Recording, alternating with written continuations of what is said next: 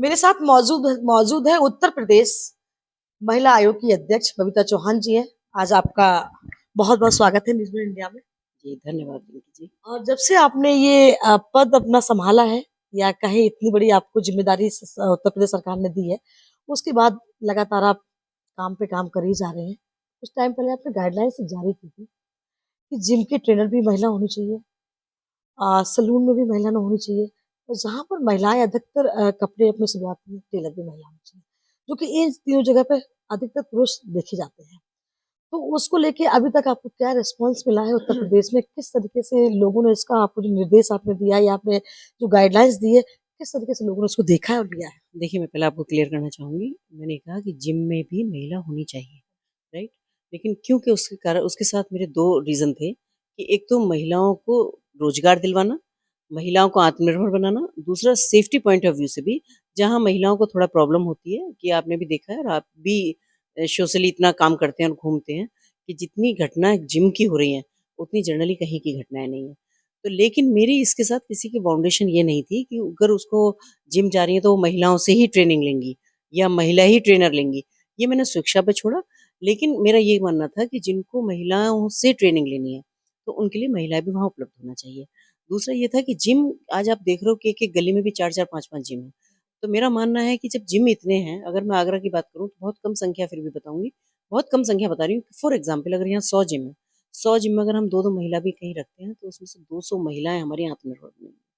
दूसरा, लोगों को जो अनकम्फ़र्टेबल होती है, जो महिलाओं को थोड़ी अनकम्फ़र्टेबल फ़ील करती हैं, क्योंकि जैसा आपने देखा होगा कि मैं आप लोगों का भी धन्यवाद देना चाहूँगी कि आप ही लोगों के माध्यम से पूरी इंडिया की बात कर रही हूँ मैं, इस तरह से इसको पसंद किया गया है, ये जो मैंने ये किया कि जब ये मैंने सोचा था तो शायद मुझे भी नहीं पता था कि मैं इतना बड़ा करने जा रही हूँ। बहुत बड़ा लेकिन ये जब लोगों की व्यूज़ मेरे पास आए, तो महिलाओं के नहीं, मेरे पास पुरुषों के भी व्यूज़ आए, क्योंकि ये हर घर की कहानी थी।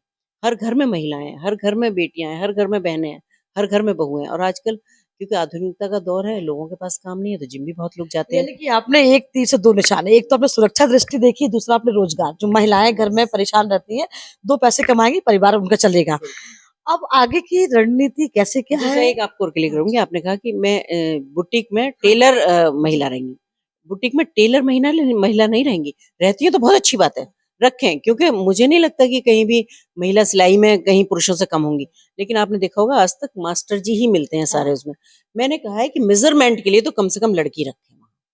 क्योंकि मेज़रमेंट की जितनी बैड टच वाली शिकायतें आती हैं, वो भी मेरे पास इतनी शिकायतें हैं और ये हर कोई अपने अनुभव के अनुसार बताता है कि ये बिल्कुल सही। अगर ये सही कह रहे हैं लोग, तो इसका मतलब वो उन्होंने कहीं न कहीं ये महसूस किया है, अपनों के साथ या क किसी अपने साथ या जैसे भी है।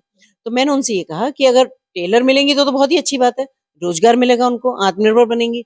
लेकिन कम से कम महिला एक बुटीक इतने बड़े-बड़े बुटीक चलते हैं, तो बुटीक पे कम से कम एक महिला मेज़रमेंट के लिए ज़रूर होनी चाहिए।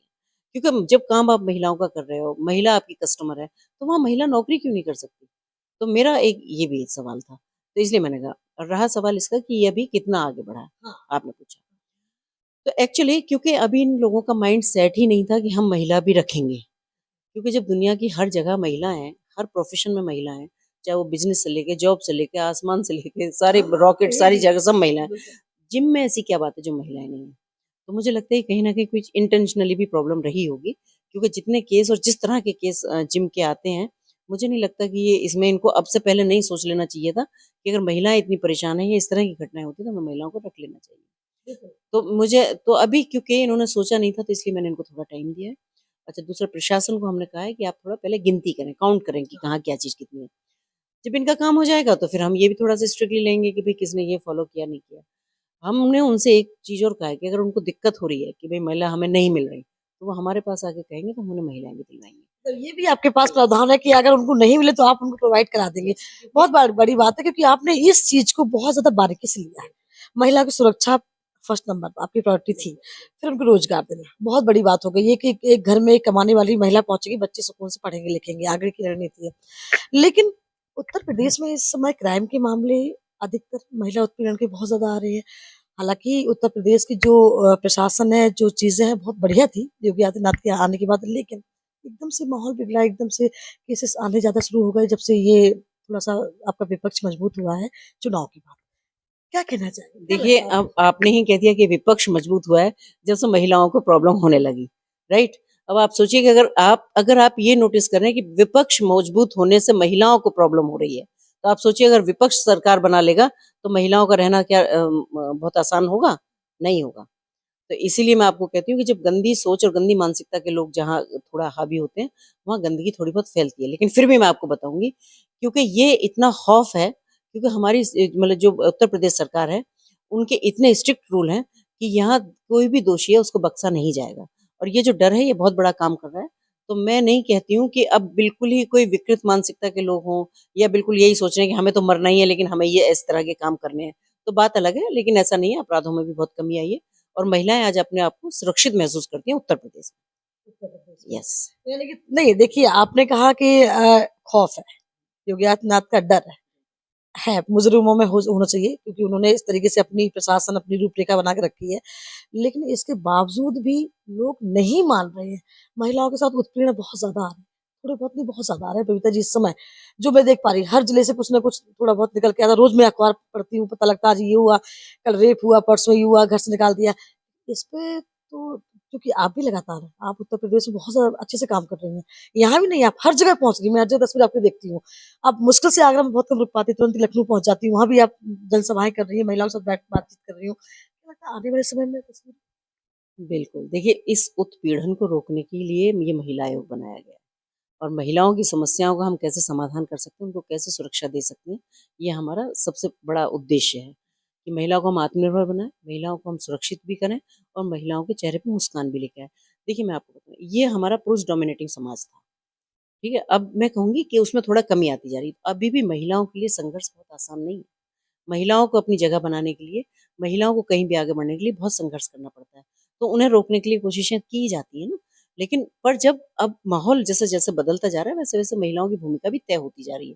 अगर मैं बात करूँ कि केंद्र सरकार की है इनकी, तो इन्होंने भी अब 33% आरक्षण लागू बिल्कुल कर कर दिया। रही है। तो मुझे लगता है कि उसमें भी कहीं न कहीं महिलाओं का में एक जोश आया है। उन्हें भी कहीं न कहीं एक काम करने की ताकत मिली है उम्मीद कि हुई वो है। एक उम्मीद हुई है। तो बहुत सारी चीज़ें ऐसी कि जो बदल रही हैं और आगे बढ़ भी रही हैं। अगर आप कहें कि अब एकदम से सारी चीज़ों को रोक दी जाएँगी तो नहीं रोकी जा सकती ना, कि पुरुषों को की मानसिकता को कैसे बदला जा सकता है। पर फिर भी ये है कि बहुत सुधार आया है, उनकी स्थिति में भी बहुत सुधार आया है। सरकार की जो सुविधाएँ मिल रही हैं, सरकार ने जो उन्हें आत्मनिर्भर बनाने में जो प्रयत्न कर रही है, उनसे भी बहुत फ़र्क पड़ा है और मुझे लगता है कि अब काफ़ी बदलाव है समाज में। यानी कि पुरुषों की जो मानसिकता है, पुरुष प्रधान जो अपने आप को मानते थे, वो अभी तक भूल नहीं पा रहे हैं। उसको ग्रहण करके बैठे हुए हैं। हम आगे चलते हैं, पूछना चाहेंगे एक अलग से सवाल है आपसे, क्योंकि आप जनसभाएँ करती हैं महिलाओं के साथ। अधिकतर केस किस तरीके के आते हैं? देखिए, मैं अभी भी जैसे कल भी मेरी सुनवाई थी, तो आगरा के 70 केस मेरे पास कल आए जिनको मैं सुनवाई कर पाई, क्योंकि टाइम बहुत लगता है, हो सकता है और उससे भी ज़्यादा होते। तो एक्चुअली घरेलू हिंसा हिंसा के बहुत केसेस होते हैं और उसमें मैं कहूँ कि शायद फिर वही बात आती है कि या तो महिलाओं को ये है, एक तो बड़ा रीज़न ये भी है कि महिलाओं को स्वयं को अपने अधिकार नहीं पता। तो मेरा जो फ़ोकस है वो ये भी है कि महिलाओं को आत्मनिर्भर बनाने के साथ-साथ जब हम कोशिश कर रहे हैं, तो उनके उनको अधिकार भी पता होना चाहिए, राइट? दूसरा ये है कि देखिए घरेलू हिंसा एक ऐसी चीज़ है जो घर के अंदर हो रही है। उसके जो घर के अंदर हो रही है वो जब शिकायत के रूप में हमारे पास तक आती है तब हम उसको उस पे हम एक्शन कार्रवाई कराएँ, हम उस पे कोई भी एक्शन लें, हम लें, प्रशासनिक तौर पे ज या जो भी कोई उस पे होगा, तो उसके बाद होता है। लेकिन जब एक्शन लिए जाते हैं ना तो उनमें भी थोड़ी कमी आ ही जाती है, क्योंकि जब पता है कि अभी तक एक चीज़ को आप खुला छोड़ दो कि वहाँ कोई भी कर रहा है तो उसको करना है, तो उसको कोई फ़र्क नहीं पड़ रहा है। एक चीज़ को ये पता है कि नहीं, अगर मैंने कुछ ऐसा किया तो मेरे ऊपर भी कुछ ना कुछ कार्रवाई हो सकती है, कुछ एक्शन हो सकता है।